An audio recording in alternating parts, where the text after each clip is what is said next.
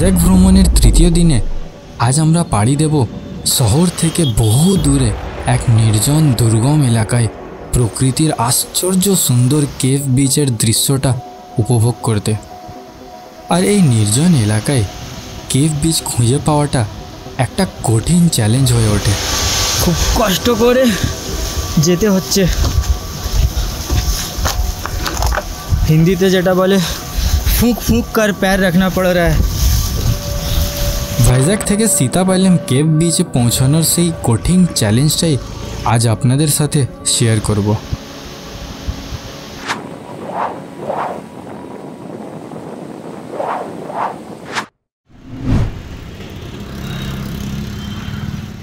গতকাল রেন্টে নেওয়া 3টি স্কুটির মধ্যে একটি স্কুটিতে খুব ইস্যু রয়েছে, যেটা আসিফ রাইড করছে। তাই আজকের লং রাইড শুরু করার আগে সেই স্কুটিটা পাল্টে অন্য স্কুটি নিতে হবে। Rent and ride scooty rentals সকাল 8টায় খোলে। দোকান খোলার সাথে সাথে সবাই হাজির হলাম। Rent and ride bike rentals, এখান থেকেই আমরা 3টে স্কুটি নিয়েছিলাম গতকাল। আমার আর মুন্না ভাইয়ের হেলমেটের জন্য অসুবিধা হচ্ছে, আমরা দুজন হেলমেট চেঞ্জ করতে আসলাম। আর আসিফের স্কুটিটা একটু ডিস্টার্ব হচ্ছিলো, তাই আজকের স্কুটিটা পাল্টে আসিফ অন্য স্কুটি নিচ্ছে। এই স্কুটি চেঞ্জ করতে আমাদের বেশ ভালোই লেট হয়ে যায়। স্কুটি পাল্টে চটপট ব্রেকফাস্টটা সেরে নিতে বসে পড়লাম সবাই। ইডলি, ধোসা, পুরি, সবজি তো রয়েছে, তার সাথে আজ নতুন আইটেম অ্যাড হলো ওয়ান্ডা বড়া। পেট পুরন নাস্তা সেরে বেরিয়ে পড়লাম কেভ বিচের খোঁজে। ভাইজ্যাগের জগদম্বা জংশন থেকে সীতাপাইলেম বিচের দূরত্ব প্রায় 60 কিলোমিটার। সময় লাগে 1.5 থেকে 2 ঘন্টা মতো।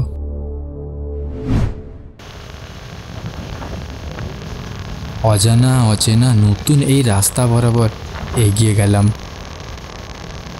একমাত্র ভরসা গুগল ম্যাপস, কারণ স্থানীয় লোকের সাথে হিন্দি, বাংলা বা ইংরেজিতেও কথা বলা সম্ভব হলো না।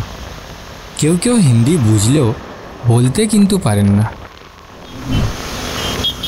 রাস্তায় যানজটেও পড়তে হলো বেশ কয়েকবার। শহর সীমানা পার করার পর যানজটটা কমলো। ভাইজ্যাক সিটির মতো এখানকার রাস্তাও খুবই ভালো। বাম্পার আর গর্ত দুইয়েরই দেখা খুব কম পেলাম। দুপাশে সবুজ গাছপালায় ঢাকা রাস্তা যাত্রাটাকে আরও অ্যাডভেঞ্চারাস করে তুলল। এদিকে গাড়ির সংখ্যা খুব কম, রাস্তা মোটামুটি ফাঁকা। 14 কিলোমিটার লম্বা ইয়েল্লা মঞ্চিলি গাজুয়াকা রোড পার করে আটছুটাপুরম জংশন থেকে লেফট টার্ন নিয়ে উঠলাম আনাকাপল্লি পুডিমাডাকা রোডে। এই রাস্তা বরাবর 7.5 কিলোমিটার এগিয়ে রাইট টার্ন নিলাম। এবার রাস্তা অনেকটা সরু হলো, বুঝলাম গন্তব্যের কাছাকাছি এগোচ্ছি। এই রাস্তা বরাবর 1.5 কিলোমিটার এগিয়ে নিলাম লেফট টার্ন। উঠলাম কাঁচা রাস্তার উপর। জঙ্গলের মাঝ বরাবর কাঁচা এই রাস্তা দিয়ে এগিয়ে গেলাম। উবড়ো খেবড়ো উঁচু নিচু এই রাস্তা। অ্যাডভেঞ্চারের সাথে সাথে থ্রিলও হলো। আর রাস্তা আরও ন্যারো হওয়ার সাথে সাথে থ্রিলটাও বাড়লো। তবে বউ বাচ্চার সাথে একটু ভয়ও হলো নির্জন এই রাস্তায়। শুরু হতে হতে ফাইনালি রাস্তাটা শেষই হয়ে গেল। 10টা 20 থেকে টানা 2 ঘন্টা 15 মিনিট রাইড করার পর 12টা 40-এ এসে পৌঁছলাম। হ্যাঁ, এই সীতাপাইলেম কেভ বিচের পার্কিং প্লেসে। এদিকে আমরা বাইক নিজেদের পার্ক করে দিয়েছি। এদিক থেকে এখনও 110 মিটার পথ হেঁটে আমাদের বিচে যেতে হবে। ওই বিচের পাশটাই আছে কেভ বিচ, সীতাপাইলেম কেভ বিচ। চলুন ওই দিকটা আপনাদের দেখাই কীরকম আছে। গাছতলায় ছায়াতে স্কুটি পার্ক করে জিনিসপত্র নিয়ে হাঁটতে শুরু করলাম। বালি ঢাকা রাস্তায় হাঁটতে খুব কষ্ট হলো। বেশ কিছুটা এগিয়ে দেখা পেলাম নীল জলের।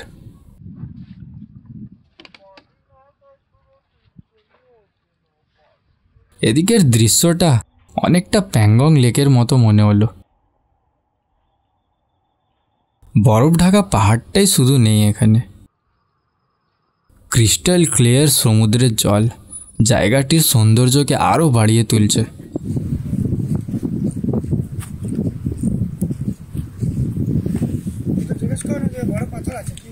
এদিকে কয়েকটা ছবি তুলে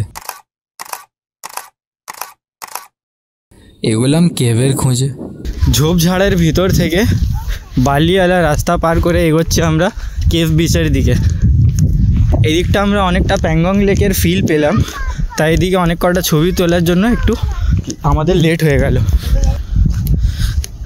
পুরো পাথরে ভরা এই রাস্তা দিয়ে এখন আমরা হেঁটে যাচ্ছি, কেভটার দিকে এগোচ্ছি। এখন আমরা সামনে একটু ভালো রাস্তা দেখতে পাচ্ছি।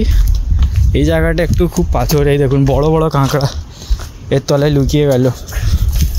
বস কি ভিউ, একেবারে অসাম ভিউ। আকিব আমার সাথে হেঁটে হেঁটে আসছে, আমি আর আকিব এখন একসাথে। কষ্টর ফল সত্যি খুব মিষ্টি হয়, আর সেই মিষ্টিটা এখন আমার সামনে। কি আকিব, কেমন লাগছে তোমাকে? এই যে ছোট্ট আকিব, একসাথে আমরা দুজন লাফিয়ে লাফিয়ে যাচ্ছি। দারুণ ভিউ, রাস্তা দেখুন। ও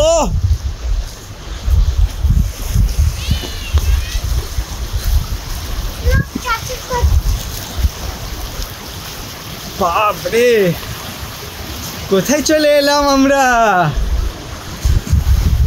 নীল সমুদ্র আর ছোট বড় পাথর সাজানো পাহাড়, এ এক অদ্ভুত দৃশ্য।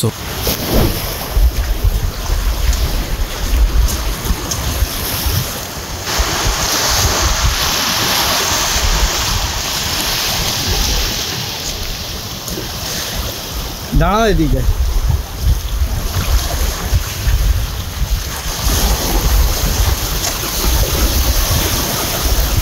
তবে পাথুরে এই রাস্তাটা খুব ঝুঁকিপূর্ণ হওয়ায় একাই এগোলাম কেভের খোঁজে। কেভের খোঁজে এসেছি আমরা। কেভ দেখতে হবে তো, কিন্তু কেভের তো সন্ধান পাচ্ছি না। বস কি ভিউ, পাথরগুলো দেখুন কি হয়েছে।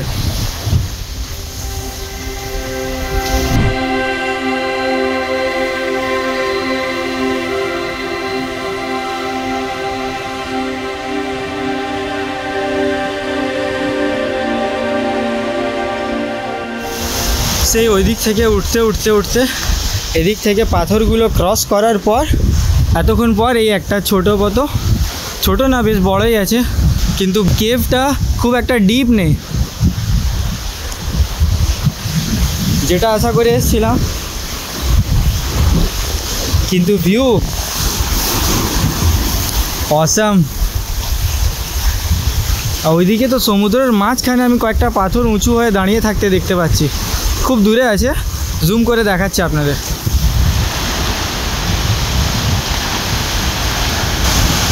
আমার পেছনের চারপাশের ভিউটা কেমন আছে দেখুন, ঢেউগুলো কীরকম পাথরে আছড়ে পড়ছে, আর পাথরগুলো একেবারে ক্ষয়ে ক্ষয়ে যাচ্ছে, আর পাথরগুলো ক্ষয়প্রাপ্ত হওয়ার পর কী যে দারুণ লাগছে, একদম পুরো মনে হচ্ছে কার্ভ করা পাথরগুলো। যে গুহাটার খোঁজে এসেছিলাম সেই গুহাটা দেখতে পেলাম না। অনেকটা রক ক্লাইম্বিং করার পর এখানে এসে পৌঁছলাম। ভিউটা কিন্তু যা লাগছে কিছু বলার না, আর ঢেউয়ের আওয়াজ তো কন্টিনিউ আসছে, দেখুন একবার।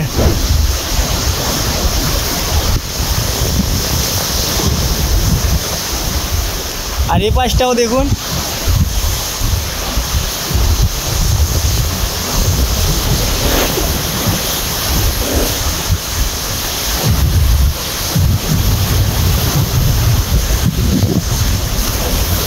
চারপাশটাই পুরো দারুণ সুন্দর জায়গায়। আমি একেবারে দুদিকে আমার পাহাড় ঘিরে আছে, আমি মাঝখানে দাঁড়িয়ে আছি।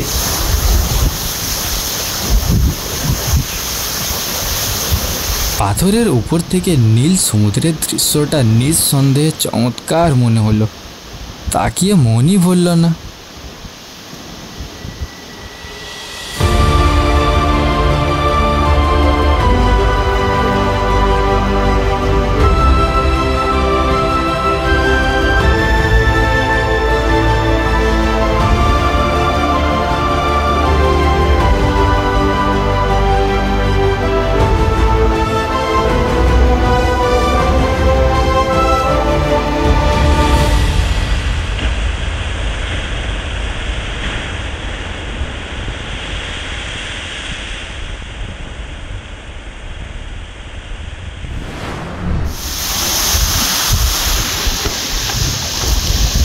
এবার ফেরত যাওয়ার পালা।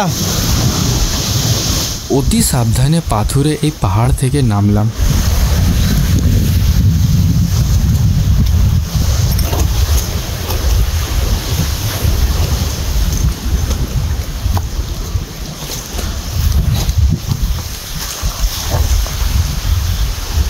বাপরে, যেদিকে যাচ্ছি সেদিকেই দারুণ ভিউ পাচ্ছি।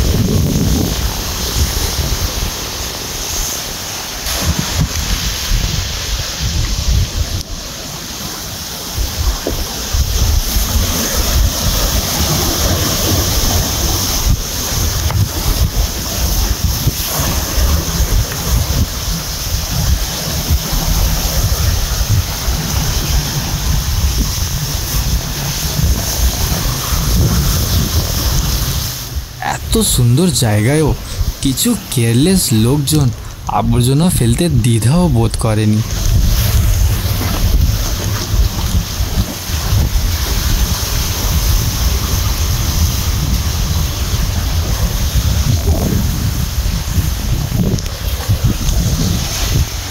খুব কষ্ট করে যেতে হচ্ছে,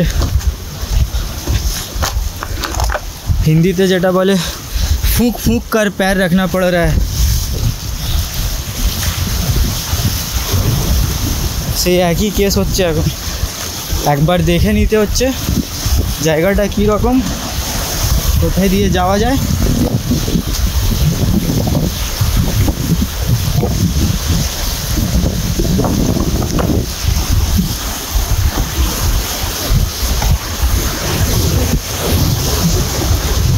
এইদিকে একটা ছোট গুফা,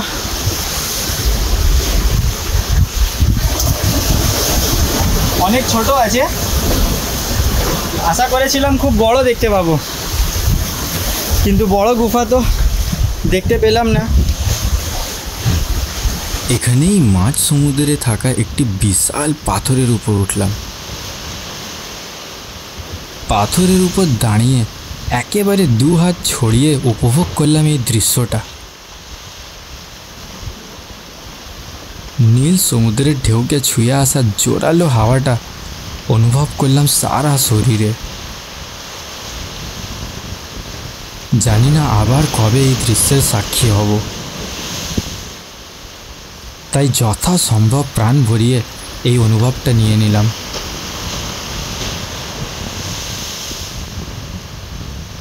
চমৎকার এই দৃশ্যের সাক্ষী করাতে মুন্না ভাই আর আসিফকেও ডেকে আনলাম। তিনজনে জুটিয়ে মজা করলাম।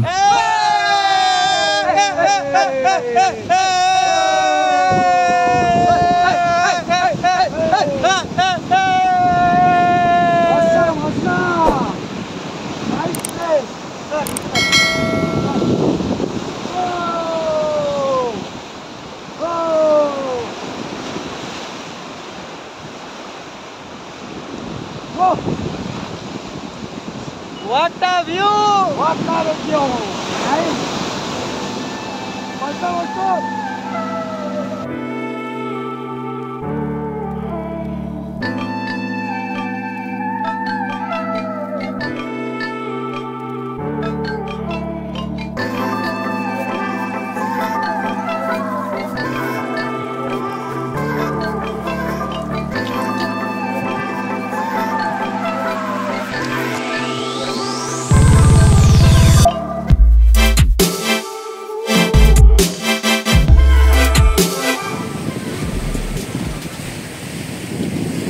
সীতাপালেম বিচের কেভটা খুঁজেই পেলাম না, যার খোঁজে আমরা এতটা দূরে ছুটে এলাম। তবে নীল সমুদ্রের যে দৃশ্যটা উপভোগ করলাম তাতে কেভ দেখতে না পারার নিরাশাটা অনেকটাই কমিয়েছে। এবার ফেরার পালা। পাথর ভরা এই রাস্তা দিয়ে ফেরার সময় মুন্না ভাই পড়ে যায়, পায়ে চোটও লাগে। কি হলো, লাগলো? দুপুর 2:30 বাজে। সাথে জল, খাবার আর ফল থাকায় অনেকটা রেহাই পেলাম সবাই।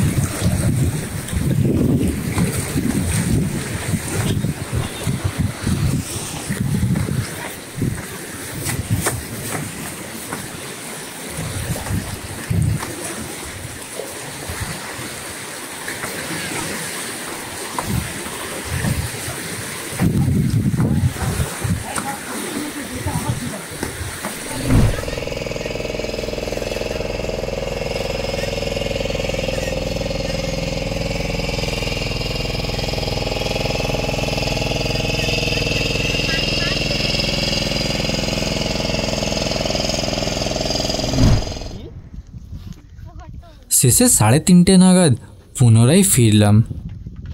আলো থাকতে এই নির্জন এলাকা থেকে বার হতে হবে, তাই উঁচু পাহাড়ের উপরে ওঠার সুযোগটা আর হলো না। এই দিকটা এখন পুরো জল ভর্তি ছিল যখন আমরা এসছিলাম, এখন পুরো খালি হয়ে গেছে। আকিব, মুন্না ভাই সব দৌড়চ্ছে, এখন পুরো মাঠ হয়ে গেছে। যখন এসছিলাম দেখুন নৌকায় দাঁড়িয়ে ফটো তুলেছিলাম, পুরো জল ভরা ছিল, আর এখন খালি।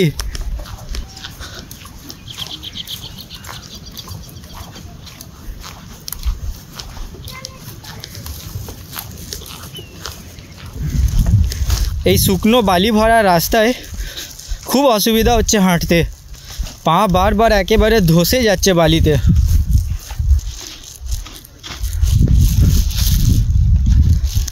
ফাইনালি গাড়ির কাছে পৌঁছলাম। অবস্থা দেখুন কি হয়েছে, ঘামে পুরো ভিজে গেছি হাঁটতে হাঁটতে। এই বালির উপর অনেক কষ্ট হয়েছে, আর অনেকটা রাস্তা এখনও হাঁপাচ্ছি, কিন্তু যা দৃশ্য দেখলাম, যা ভিউ, এটাই তো অফবিট ভাইজ্যাগ। ভাইজ্যাগ ঘুরতে এসে এই অফবিট প্লেসগুলো তো থেকেই যায়, এইগুলো তো আর ডিসকভার করাই হয় না। তাই এবারে আমি প্ল্যান করেই নিয়েছিলাম যে অফবিট জায়গাগুলোকে এক্সপ্লোর করতেই হবে। তার জন্য অবশ্য আমাদের সিটির বেশ কিছু ভিউ পয়েন্টগুলো স্কিপ করতে হয়েছে, ওগুলো স্যাক্রিফাইস করতে হলো বাধ্য হয়ে, কিন্তু ওয়ার্থ আছে। অবশ্য বয়স্ক কেউ থাকলে ওনাদের না আসাই ভালো, কেন অনেকটা পথ হেঁটে যেতে হয়। যারা হাঁটতে পারেন তাদের জন্য খুব ভালো আছে, যারা হাঁটতে ঠিক পারেন না তাদের জন্য রেকমেন্ডেবল না। আস্তে আস্তে বাকিরাও হেঁটে আসছে, পেছনে আসিফকে দেখতে পাচ্ছি।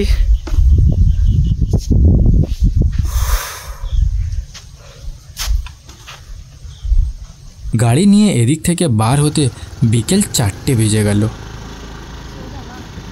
ঘন ঝোপঝাড়ে ঢাকা সরু এই কাঁচা রাস্তা বরাবর ফিরলাম। এবার এগোলাম পরের গন্তব্য ইয়ারাডা বিচের দিকে।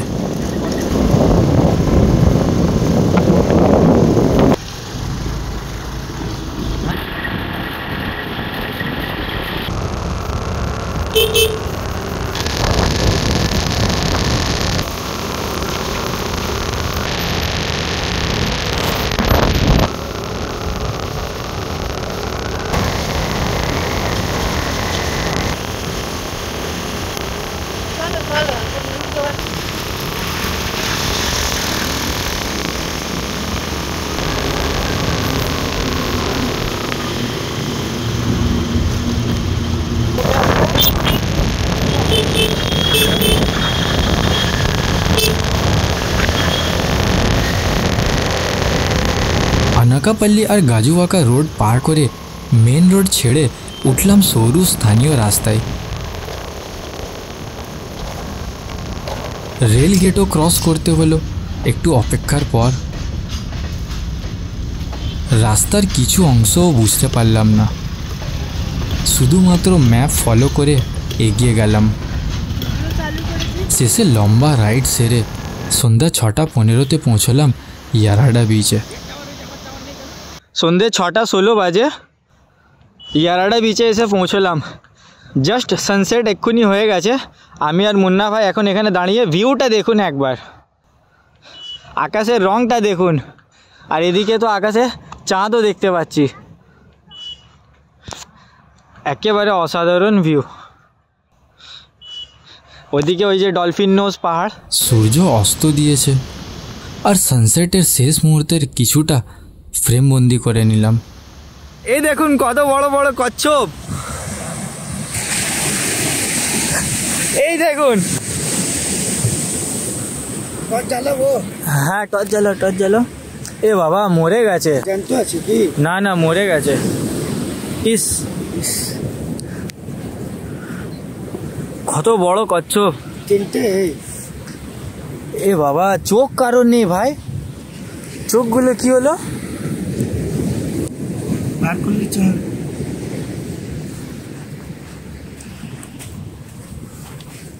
কেউ মেরে দিয়েছে কি? অন্ধকার ইয়ারাডা বিচ থেকে এখন আমরা সবাই ফেরত যাচ্ছি। আবার ভাইজ্যাগ ফেরত যেতে হবে অন্ধকার রাস্তা পার করে। ইয়ারাডা বিচের 3 দিক পুরো পাহাড় আর একদিকে সমুদ্র। মোটামুটি ভালোই, আরও একটু আগে আসতে পারলে সানসেটটা পুরো ক্যাচ করতে পারলাম। এখানে যে পাহাড়ে যে মানে ইয়ারাডা বিচে আসার জন্য পাহাড়ে যে ভিউ দেখেছি অপূর্ব, অসাধারণ, হেভি ভিউ। তবে এদিকে চারপাশে কোনো রকম আলোর ব্যবস্থা না থাকায় বিচ সাইডে একটু টাইম স্পেন্ড করাটাও সম্ভব হলো না।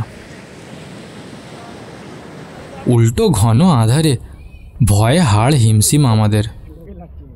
লোকজনের দেখা না পাওয়ায় ভয়টা আরও বেশিই হলো। টর্চ হাতে চটপট সবাই গাড়ি নিয়ে বার হলাম। রাস্তা সহ চারপাশটা ঘুটঘুটে অন্ধকার। হেডলাইটের আলো ছাড়া কিছু দেখাই যাচ্ছে না ঠিকঠাক। Sir petrol